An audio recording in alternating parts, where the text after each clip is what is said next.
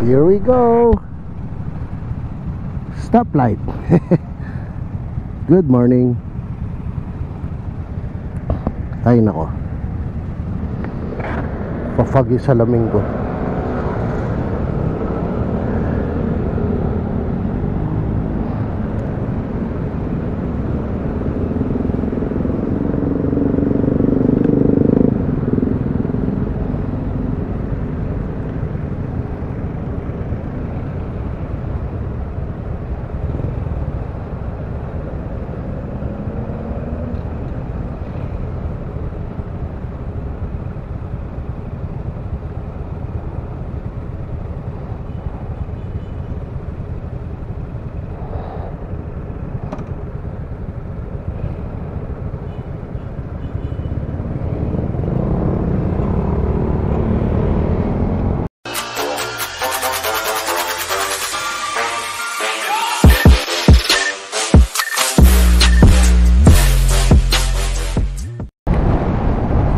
Good morning. May bago ba kayong nakikita? Magandang umaga sa lahat. Maganda kasi may bago tayong kasama today. Welcome Shira. Shira. Siya na ang makakasama natin today and sa mga susunod na vlogs. Yan. So si V ay inampo na ng iba. Ay nako, ganun talaga. Wala namang kasing permanente, no? So Shira is a Yamaha XSR 700 middleweight pa rin. Alam nyo naman ako, I'm a fan of middleweight kasi ayoko ng mga liter bike, lakas sa gas, tsaka mataas ang maintenance. Anyway, hindi ko naman forte yan. Ang gusto ko lang i-welcome si Shira sa ating pamilya, sa ating channel. So what's up for today? Pupunta ako sa ikot. Hindi ko alam kung saan, pero right now papunta ako ng Tabang. Hindi ko pa alam kung saan ako gagawin today. Ayan, oh, bilis ni Kuya, TMX. Go. Dali. So hindi ko pa rin alam kung saan ako pupunta today. Basta ang alam ko ay araw ng pasyal ni Don B. Yan. So sige, gawin na lang doon. Update ko kayo.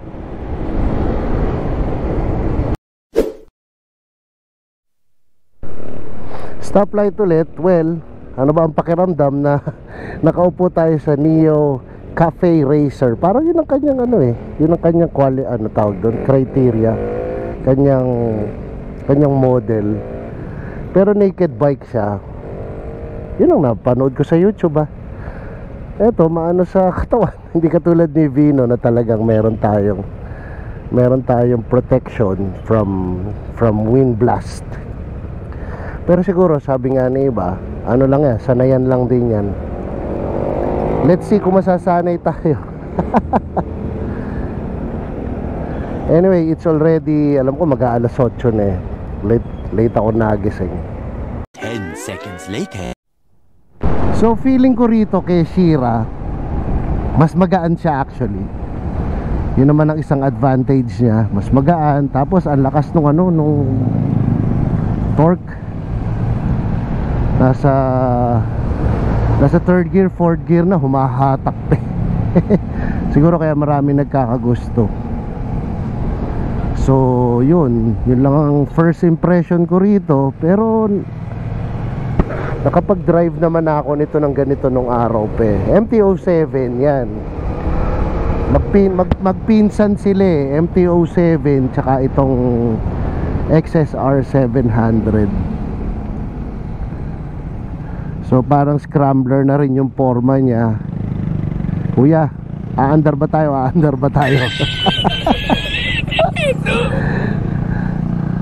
Ay nako, wala kasing helmet si kuya, kaya ganyan.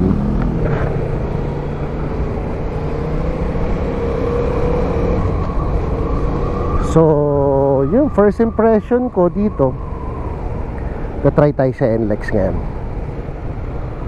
Tapos isa pang napansin na difference, yung CV, mga adventure bike siguro, talagang top heavy. Top heavy, mabigat ba sa taas? Bayan? Galing ko talagang mag-ano. Hindi, damdamin lang naman yung sa akin eh. Hindi ako expert. Maraming YouTube channel dyan na nagre-review ng mga ganun. Basta ako, inaano ko lang yung pakiramdam ko ngayon. Kasi since first ride ko kay Shira, so yun, parang ang ano niya, para siyang ang kanyang bigat low, nasa baba. Hindi katulad ni V talaga na nasa taas, na medyo nakaka-nervyos din pagka sa likuan. Pero ang ganda nun, ng V-Strom. Thank you V sa pag-aalaga sa akin. And welcome Shira. Welcome Shira to the family. Si Maritres, si Roxy, yan ang pamilya natin. At syempre yung tunay kong pamilya yung tunay kong pamilya natin yan.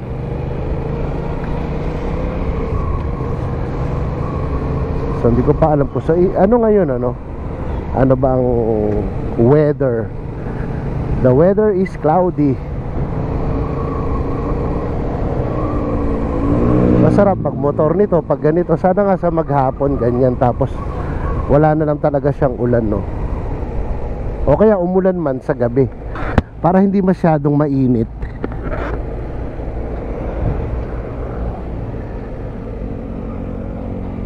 So here we go, North Luzon Expressway.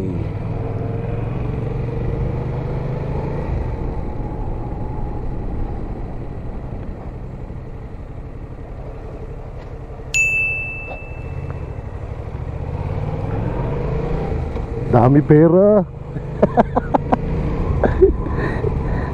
RFID.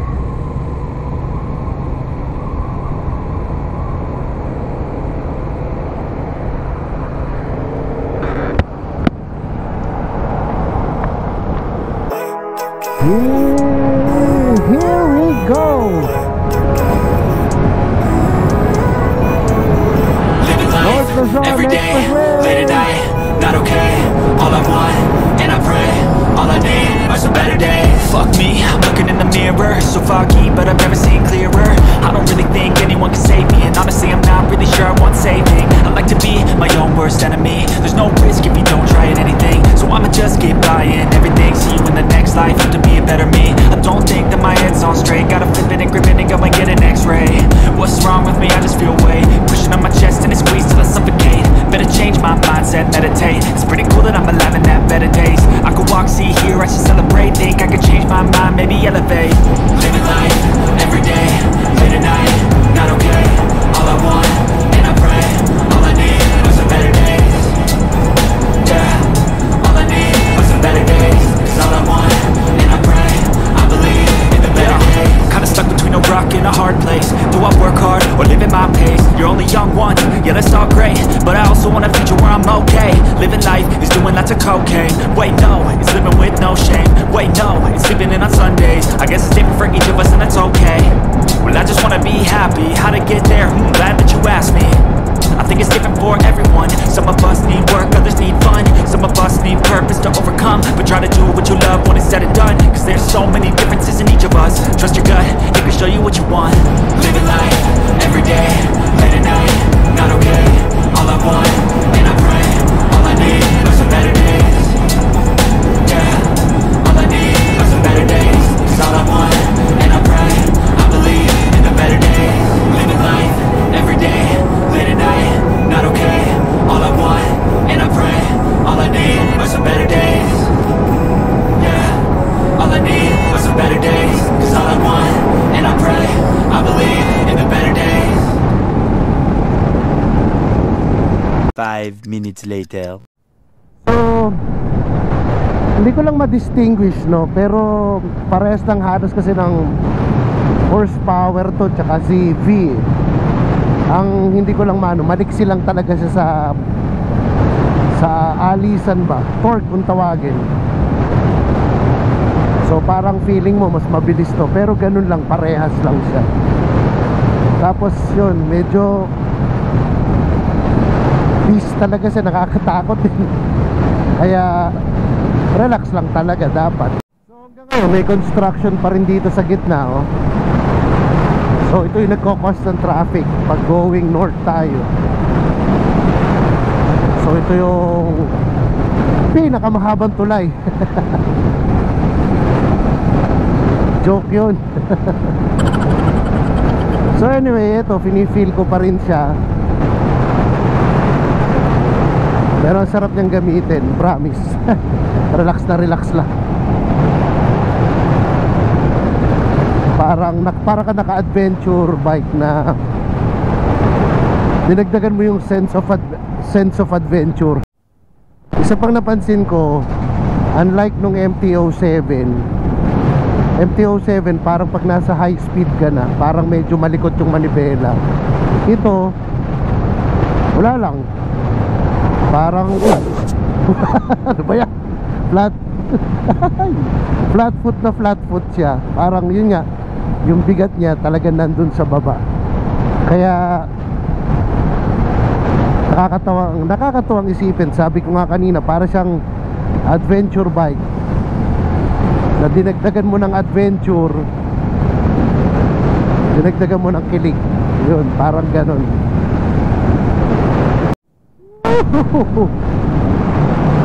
This is a fun bike. Sobrang saya, sarap gamitin. Kala ko nga medyo nakakailang sa una, pero yun pala, sa bagay lahat naman ng bagay kasi sanayan lang talaga eh. Tapos lalo na kung gustong gusto mo yung isang bagay, gagawin mo lahat para makilala mo siyang mabuti, matutunan mo siya.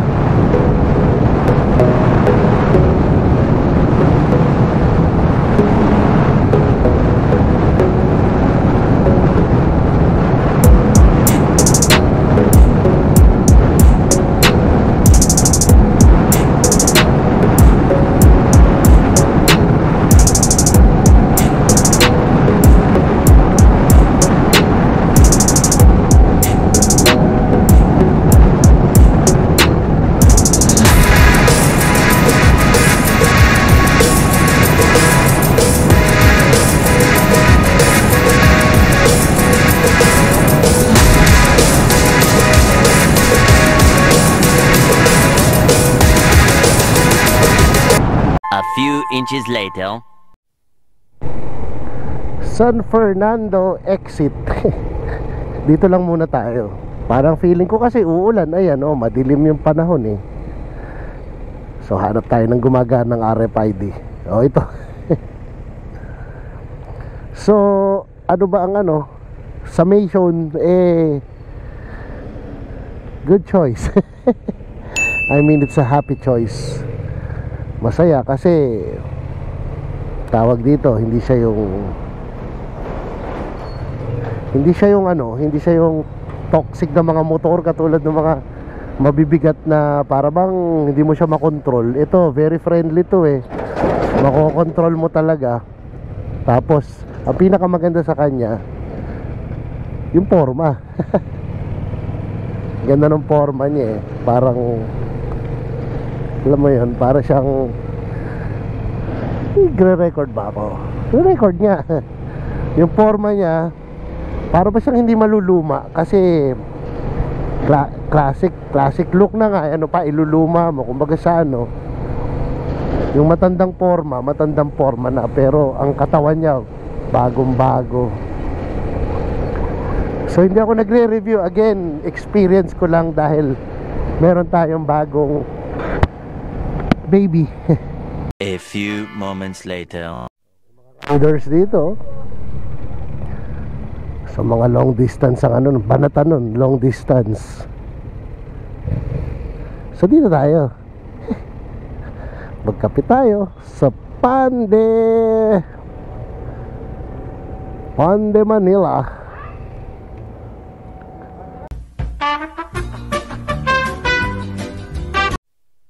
Cleaning time nila eh. Ayoko namang abalahin. Nakahinto na ako eh. Ayoko naman ng Jollibee. Mario Joseph. Kakasawa na rin kasi ang Jollibee.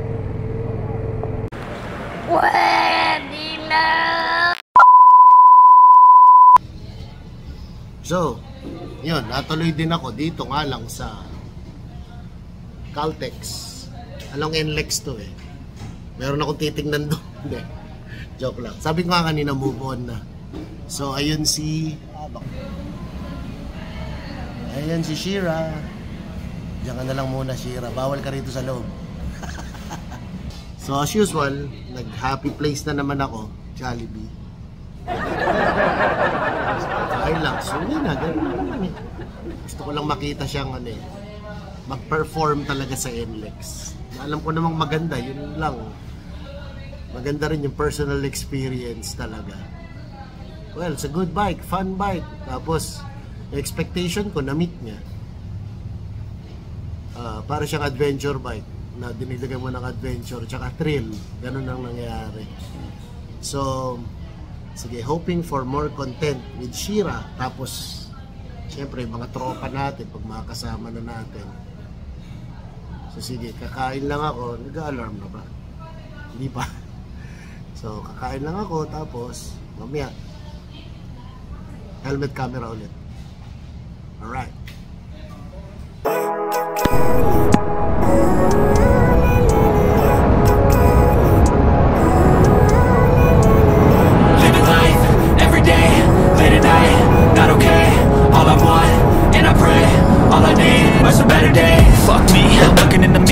So foggy, but I've never seen clearer.